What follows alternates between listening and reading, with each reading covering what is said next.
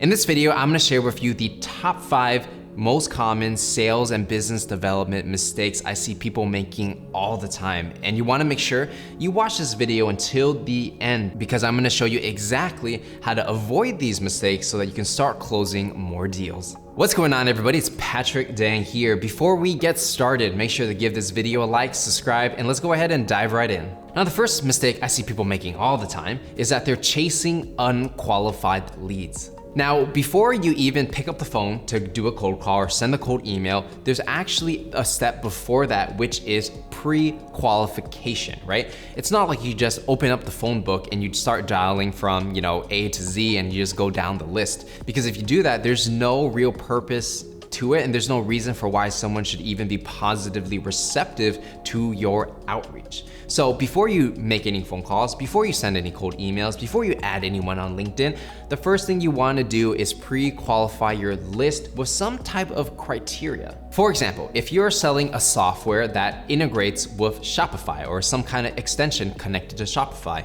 well, the first thing you gotta do before you reach out to websites is you wanna make sure that they are using Shopify. And Shopify, if you don't know, is just a software people use to host their websites when it comes to e-commerce, right? If you do e-com, probably they're using Shopify. So if you're selling a software like an email automation, a referral program, or some kind of advertisement tracking that connects to Shopify, you gotta first build a list of people that are using Shopify. Do not reach out to people who are not using Shopify, right? Very obvious, but a lot of people don't follow this step.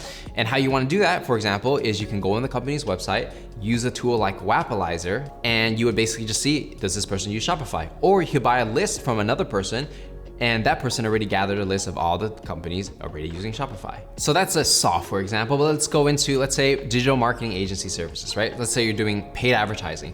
Well, if you're selling a Facebook advertising service to another person, you can check their website to see if they are already running Facebook ads. You can check Facebook ad library to see what ads they are already running, or maybe they have a pixel, but they're not running any ads. So maybe, an agency tried to do it in the past, but it didn't work. So maybe you can come in with different type of positioning, right? So no matter what it is you sell, whether it's a service, a software, whatever, you need to have some type of pre-qualification so that you know that the people you're reaching out to actually have an incentive to actually want to have a conversation with you. You don't want to just go from A to Z dialing all the numbers because it's a low chance of success. You want to increase your chances of success as much as you can in the beginning, and then do the calls, and then do the emails, and then the response rate is going to be so much higher. Now, the next pitfall that you got to avoid is that you want to avoid forcing a deal to close too early.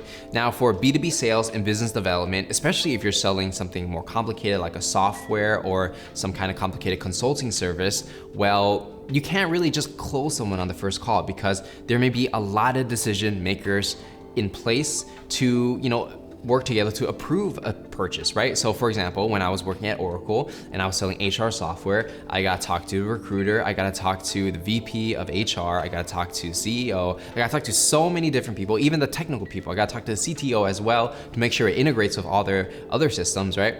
So you can't just go on the phone, talk to, let's say, the head of recruiting and be like, hey, you want to buy right now? It doesn't work because that person has to talk to their boss, they gotta talk to their team, they gotta have a whole meeting about it. And if you try to force a close way too early, they're gonna feel that 1, you're unprofessional, 2, you look desperate, and 3, they're gonna go with your competitor because they know how to treat their customers, right? So don't try to force a deal too early. Understand the buying cycle of your customer and work with that. And depending on what you sell, it could be a week before somebody buys, maybe a month, some cases multiple months, half a year, and even more than a year. It really depends on the situation and the value of the deal. But whatever it is that you sell, you want to respect the customer, understand their buying cycle, and work with it. Now, the next pitfall I see so many people make is that they neglect to fill their pipeline with new opportunities. Now, in the beginning, when you're doing any type of business development or sales prospecting, you might be reaching out to a lot of people and you might be getting a lot of meetings. But when you get all those meetings, you might find that, hey, you don't have time to do any more sales prospecting because you got to take all these meetings now, right? And so now what happens is it becomes a roller coaster. Some days you have a ton of meetings and you just don't have any time for sales prospecting. And once those meetings are done, you're gonna find that, oh wait, I don't have any meetings anymore. And now I have to start from scratch from the beginning and try to ramp it back up. And so it goes up and down, up and down, up and down. So the problem with that is not consistent. right? Because some days you're doing well, some days you're not doing well. So what you want to do instead is always be filling your pipeline with new opportunities, new leads, even if you are busy with current meetings, right? Even if you're busy closing deals over here, you always got to spend time for prospecting.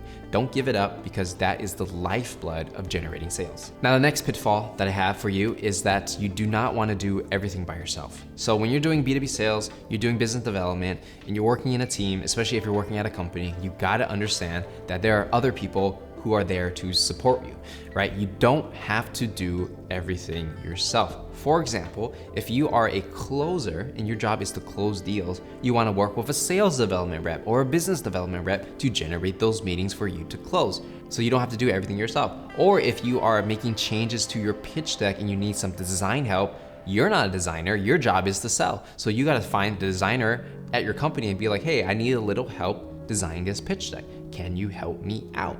Or if you're selling something technical, like a technical product, like a software consulting service, then what's gonna happen is that, on the calls, customer might bring their CTO, director of IT, whatever it is, and you might get stuck. You may not know how things integrate because maybe you don't know how to code and things like that. Well, bring in a technical consultant, bring in a sales consultant to help you go through those technical conversations, right? So you do not have to do everything yourself. And I definitely learned this when I was at Oracle as an account executive there, where, I had to get a lot of help from different people in different departments. For example, when we're negotiating contracts, I gotta get, the Oracle lawyer to go over the contract to make sure that everything looks good and we don't get screwed over in the future.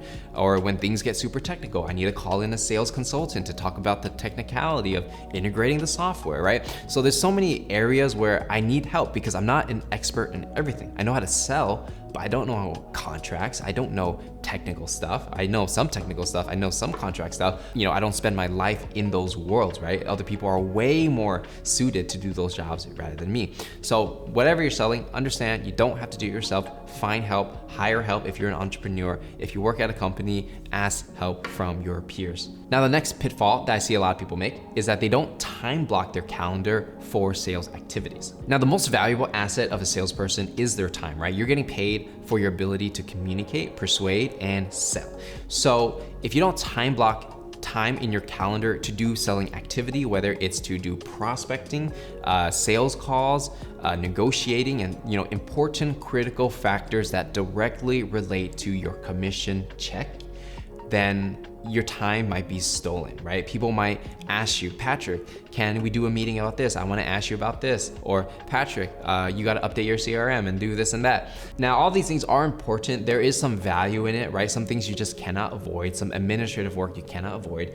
But even with all that said, you have to dedicate a certain amount of time doing sales, prospecting, sales, closing activities, and you just, ignore everything until those time blocks are up. So you might do, let's say, 7 to 12 a.m. sales. That's it. Sales, you on the phone, you on the email, just selling, prospecting, generating leads, all that stuff. Maybe after 12, everything after that, maybe you might say, okay, now you can book a meeting with me internally to have a meeting to learn about something, or now this is the time I update my CRM and all this administrative work. That's the time to do it, right? Not during your best hours of selling, but later on in the day. So don't fall into the trap of busy work. Make sure every day you have time to do real sales work, and that's how you're gonna generate real sales commissions. And so with that said, those are gonna be the top 5 pitfalls and how to avoid them when it comes to B2B sales and business development. If you enjoyed this video, make sure to give it a like, subscribe, and turn on notifications. And if you want a free training on how to start and accelerate your sales career and learn how to sell anything to anyone, I got a free training. Link is in the description, so make sure to check that out. With that said, my name is Patrick Dang, and I'm gonna see you guys in the next one.